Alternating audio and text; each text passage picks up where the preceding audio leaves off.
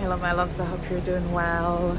Listen, today I'm gonna be taking you over to La Maison de Victor Hugo. So a lot of people may or may not know that actually the very prolific, influential writer of Hunchback of Notre Dame, Les Miserables, spent 16 years of his life actually in the Marais, in his Parisian apartment in the Marais. He had other places of residence in France, but the one that's at the Marais actually is today a really cute little museum. It's a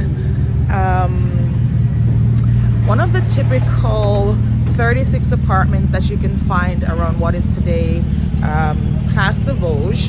In the 1600s, when the space was created, it was actually called Place Royale, because it was actually created as a space for a lot of aristocrats and wealthy families to actually come and live in the city of Paris. It was a way for the king at the time to actually entice like the wealthy families that had their castles somewhere else to just come and pump money into the center of Paris. But then we had the French Revolution in the 1700s, and oh, there's a lot of noise going on right now. So we're having some bikers. So yeah, going back to the story about, you know, the French Revolution in the 1700s, actually a lot of people didn't really take to Place de Vosges, and then the people who eventually came back were not so much aristocrats, but kind of like well-to-do, you know, artists. We had Madame de Sévigné that is from the Marais. We have Victor Hugo having set up his apartment there. And so I'm going to take you over to La Maison de Victor Hugo.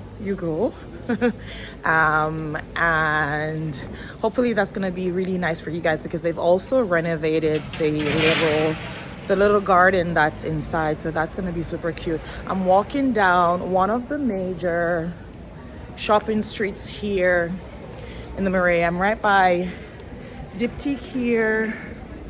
You see? I don't know if you can see it. One of my favorite perfume places. If you're interested, you know, I can take you on a little boutique shopping tour of the Marais. We can do some high street fashion. We can do some perfume houses, the ones that are definitely worth exploring for their perfumes, their candles and stuff like that. Because there's so much to see, right? How do you know? Oh, my headphone's falling out. How do you know what to do, what's good? But not good in terms of just like what's trendy, but like in terms of quality, right? So anyways, you guys know I love to shop. I've been here for 17 years, and God bless France. Okay, so we're walking over to La Maison de Victor Hugo. And in a second, I'm going to turn the camera around because we're on one of the major shopping streets as well, which is Rue des Francs-Bourgeois. And I'm right across from the Comptoir de Cotonnier. So I'm going to show you guys that because it's... I'm going to turn the camera around. How do I do this? Let's see. Is it here? Bear with me, guys. Okay, here we go. So Comptoir de Cotonnier actually is one of my favorite places to get clothing in Paris because the quality is amazing. Everything, all of their cotton pieces, timeless.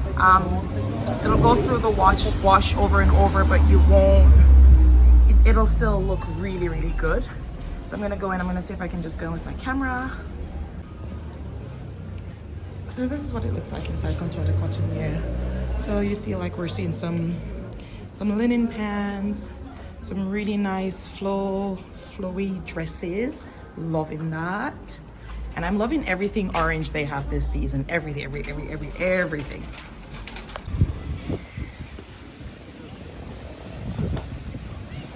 You have these beautiful waterfalls or fountains. Waterfalls. We have a statue here, which is a replica of Louis XIII.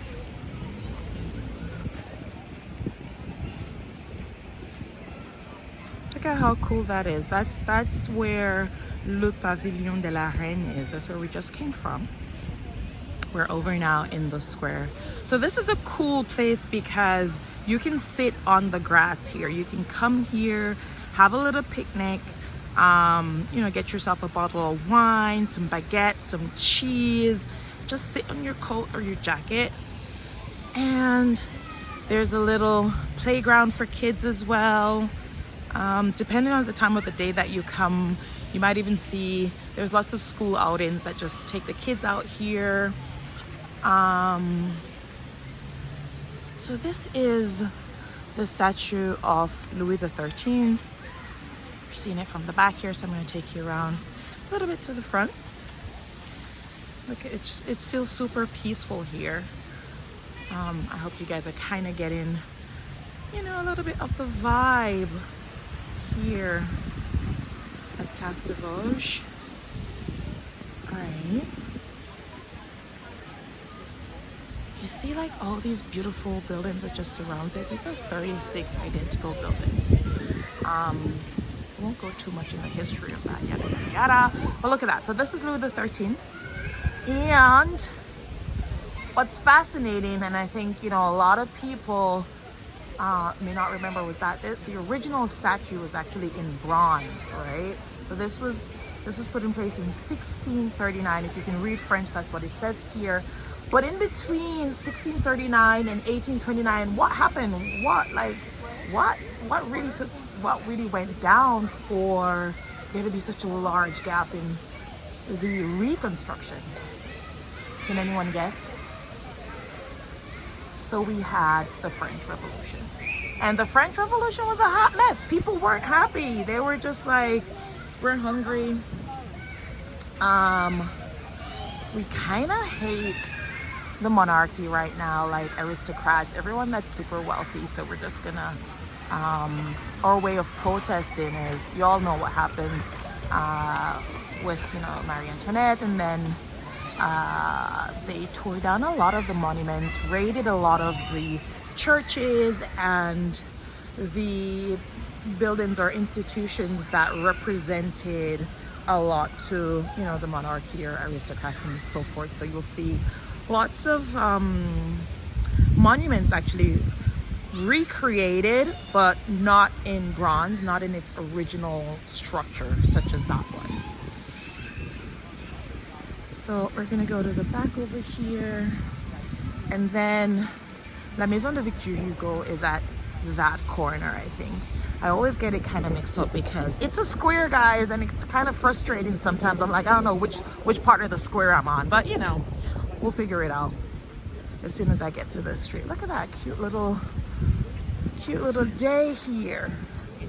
People wandering around, discovering the neighborhood. I think we have some folks here doing like a group tour. Look at that.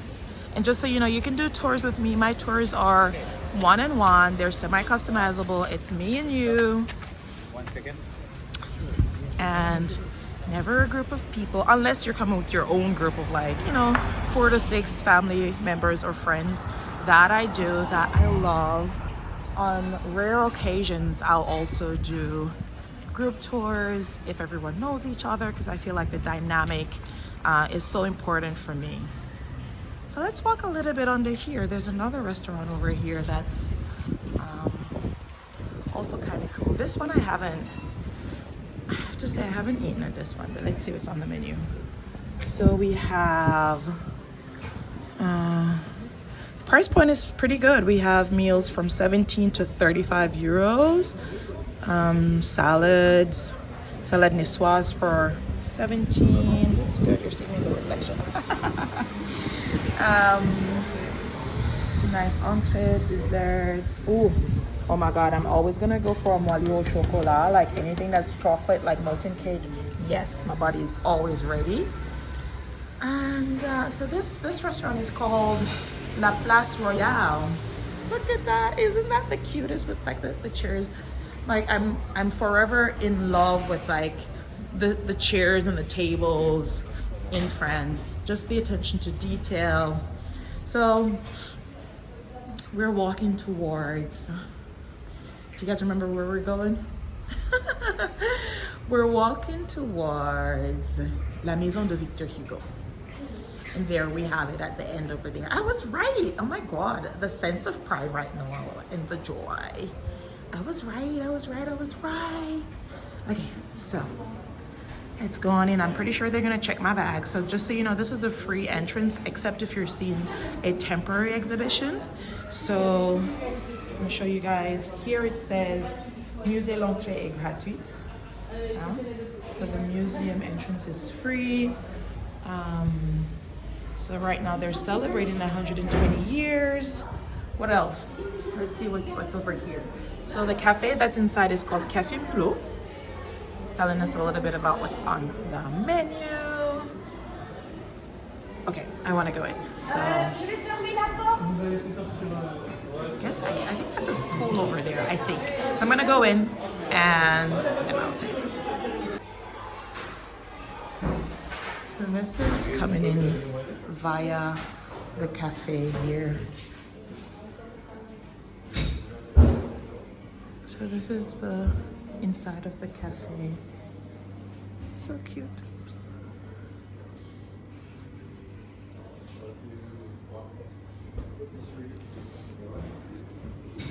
Let's go out to the garden.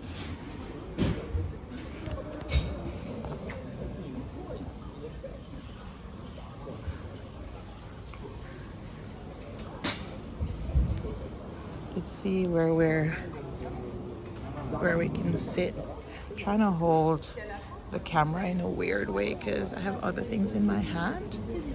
But so this is the little cafe inside.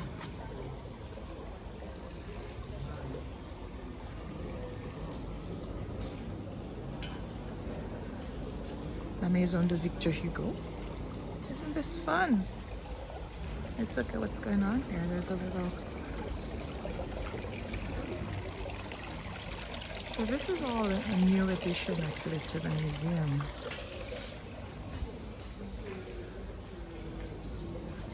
But look at how cool that is. So you can just, you know, you can also come here and not go to the museum. Come have a coffee or a tea in the middle of the Marais beside Place de Vosges.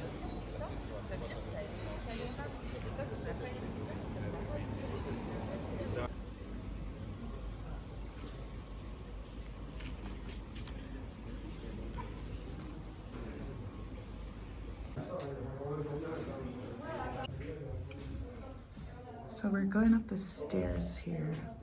I'm gonna try to be quiet.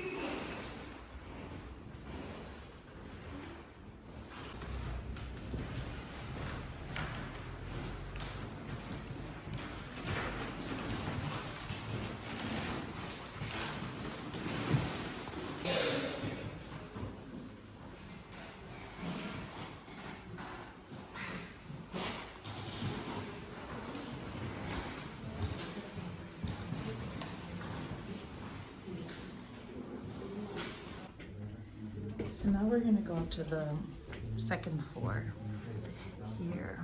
And this is one of my favorite floors because it also kind of shows the day-to-day life that Victor Hugo has. I think this is the floor that they have his bed. I can't remember, we'll see. I think so.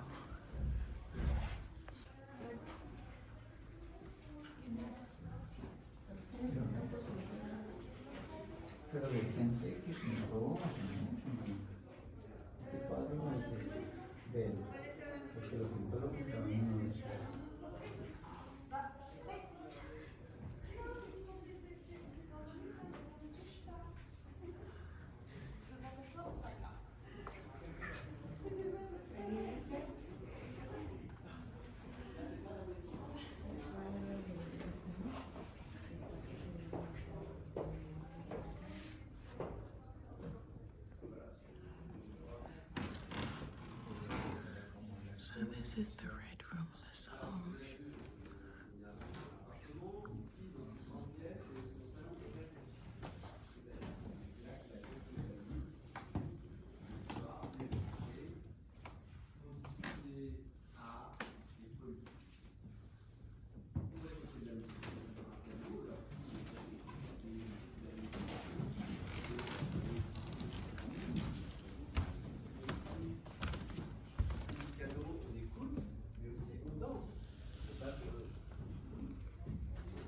S'amuser aussi, d'accord? Donc on danse. On voit. On voit. On danse, on voit. On fait la fête.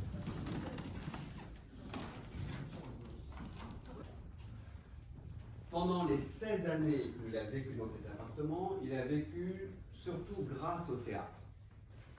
Il écrit toujours autant de poésie, mais il en publie pratiquement pas.